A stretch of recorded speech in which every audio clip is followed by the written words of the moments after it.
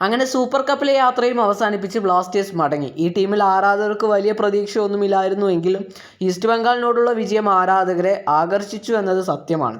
എന്നാൽ മോഹൻ ബഗാന്റെ രണ്ടാം നിര ടീമിനോട് മോശം തോൽവി ഏറ്റുവാങ്ങിയതോടെ ബ്ലാസ്റ്റേഴ്സിന് സൂപ്പർ കപ്പിൽ നിന്നും പുറത്താകേണ്ടി വന്നു.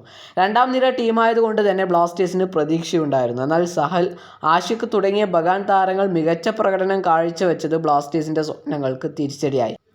അവസരങ്ങൾ ലക്ഷ്യത്തിലേക്ക് എത്തിക്കുന്നതിൽ പിഴവ് സംഭവിച്ചതാണ് പരാജയത്തിന്റെ പ്രധാന കാരണം. ഇതോടെ ബ്ലാസ്റ്റേഴ്സ് മുഖ്യ പരിശീലകൻ ഡേവിഡ് കാറ്റലെ താരങ്ങൾക്കെതിരെ തുറന്നടിച്ചു. ടീമിനോട് 100% കമ്മിറ്റ്മെന്റ് ഇല്ലാത്തവരെ സൂപ്പർ കപ്പ് കഴിഞ്ഞാൽ പുറത്താക്കുമെന്നാണ് അദ്ദേഹം പറഞ്ഞത്. ടീമിനെ മികച്ചതാക്കുക, അതിന് മികച്ച താരങ്ങൾ ടീമിൽ എത്തുക തന്നെ വേണം. ISLന് മുന്നേ അതിനുള്ള ഒരുക്കങ്ങൾ നടത്തുമെന്നും അദ്ദേഹം പറഞ്ഞിട്ടുണ്ട്.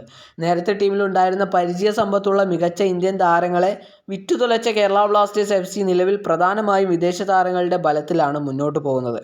കേരള ബ്ലാസ്റ്റേഴ്സ് FCയുടെ സമീപകാലത്തെ മോശം പ്രകടനങ്ങൾക്ക് പിന്നിലെ പ്രധാന കാരണവും ഇന്ത്യൻ താരങ്ങളുടെ ട്രാൻസ്ഫർ കാര്യങ്ങളിൽ ബ്ലാസ്റ്റേഴ്സ് മാനേജ്മെന്റ് കാണിക്കുന്ന മണ്ടത്തരങ്ങളാണ്. കഴിഞ്ഞ സമ്മർ ട്രാൻസ്ഫർ വിൻഡോയിൽ മികച്ച ഒരു ഇന്ത്യൻ താരത്തിനെ പോലും ടീമിലെത്തിക്കുവാൻ ബ്ലാസ്റ്റേഴ്സിന് കഴിഞ്ഞിട്ടില്ല. മോഹൻ ബഗാന്റെ ഇന്ത്യൻ താരങ്ങളോട് കളിച്ചു പരാജയപ്പെട്ട കേരള ബ്ലാസ്റ്റേഴ്സ് FC വരുന്ന ട്രാൻസ്ഫർ വിൻഡോയിലെങ്കിലും പേരുകേട്ട മികച്ച ഇന്ത്യൻ സൈനിങ്ങുകൾ ആവശ്യമായ പൊസിഷനുകളിൽ നടത്തിയില്ല എങ്കിൽ ബ്ലാസ്റ്റേഴ്സിന് അടുത്ത സീസണിലും ഈ തെറ്റുകൾ വീണ്ടും തിരിച്ചടി നൽകും.